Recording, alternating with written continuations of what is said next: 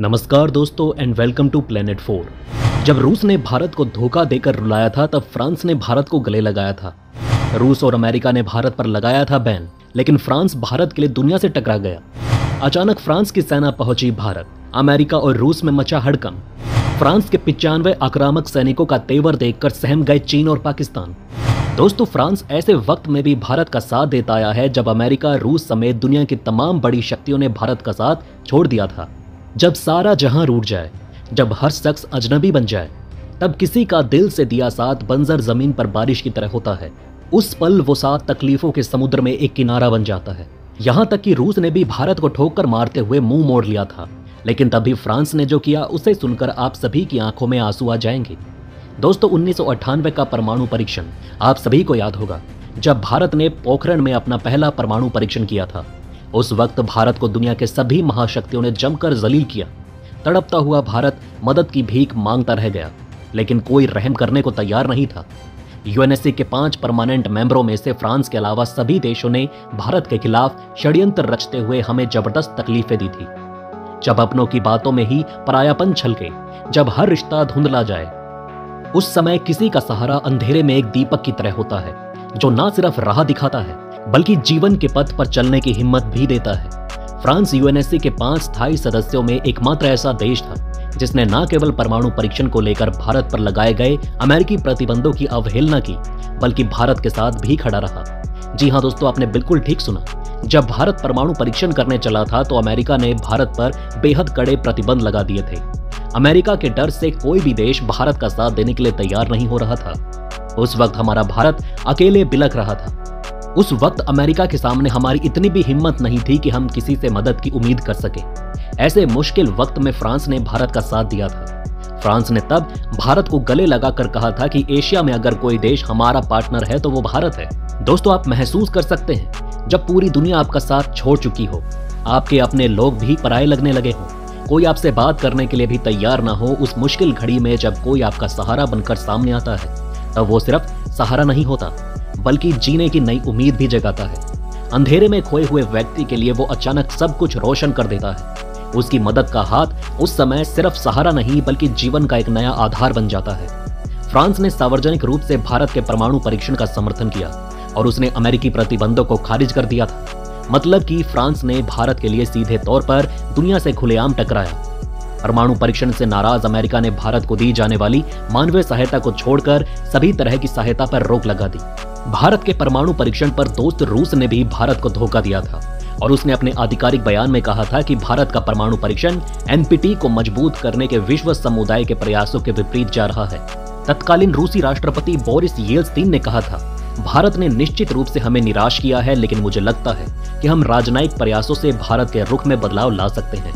हालांकि रूस ने यह भी कहा था कि भारत पर परमाणु परीक्षण को लेकर कड़े प्रतिबंध लगाना सही नहीं है, लेकिन उस वक्त रूस खुलकर अमेरिका के खिलाफ भारत की मदद करने नहीं आया था, जबकि फ्रांस अमेरिका से खुलेआम टकराने को तैयार था।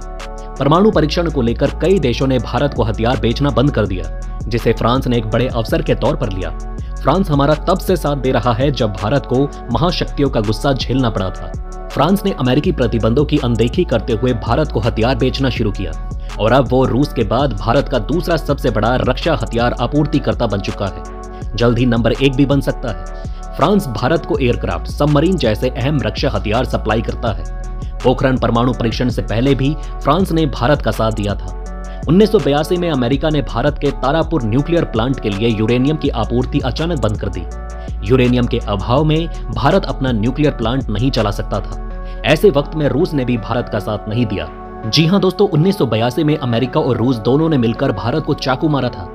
तब फ्रांस मदद को आगे आया और उसने भारत को यूरेनियम की सप्लाई की थी। अमेरिका के मुकाबले फ्रांस भारत के लिए एक विश्वसनीय साथी है, जबकि अमेरिका एक धोखेबाज देश है। साल 2018 में जब राष्ट्रपति मैक्रोन भारत आए थे, तब दोनों देशों के बीच 14 अहम समझौते हुए। इनमें सबसे अहम समझौता दोनों देशों की सेनाओं के बीच एक दूसरे के लॉजिस्टर के इस्तेमाल में सहयोग देना था।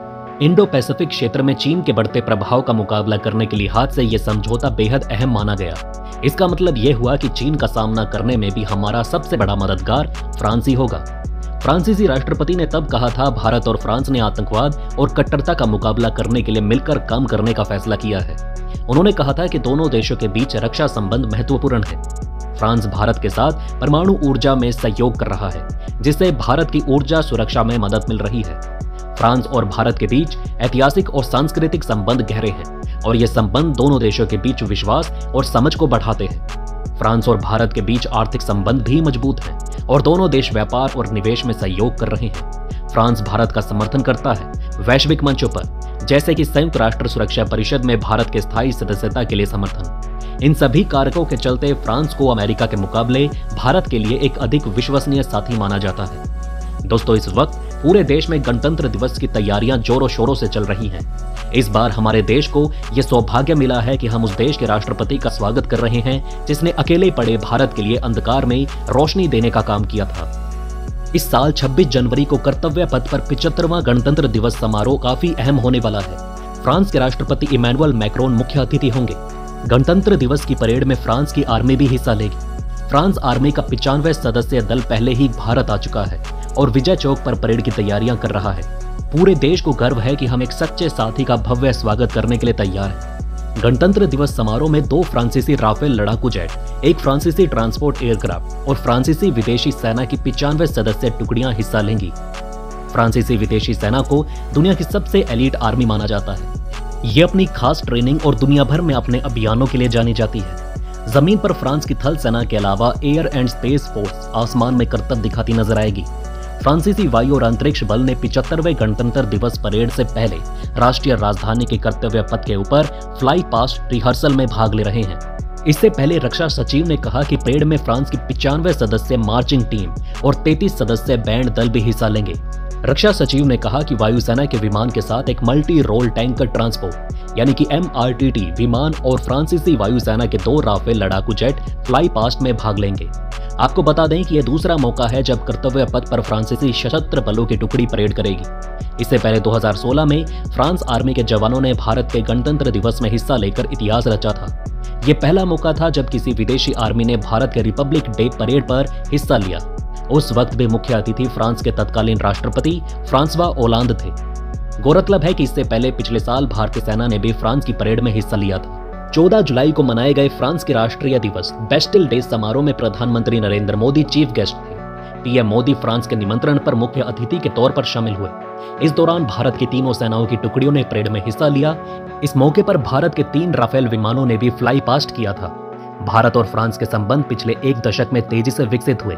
खासतौर से डिफेंस सेक्टर में फ्रांस भारत का महत्वपूर्ण साझेदार है। पिछले साल प्रधानमंत्री नरेंद्र मोदी की फ्रांस यात्रा के बाद 25 साल के रोड मैप का ऐलान किया गया। इसमें भारतीय पनडुब्बी बेड़े को बनाने के लिए फ्रांस के सहयोग का जिक्र किया गया। दोस्तों, अब आप नीचे कमेंट में बताएं कि भारत का सबसे प्रिय दोस्त कौन है, रूस, फ्रांस, इजराइल या अमेरिका। वीडियो में अंत तक हमारा साथ देने के लिए धन्यवाद। नमस्कार।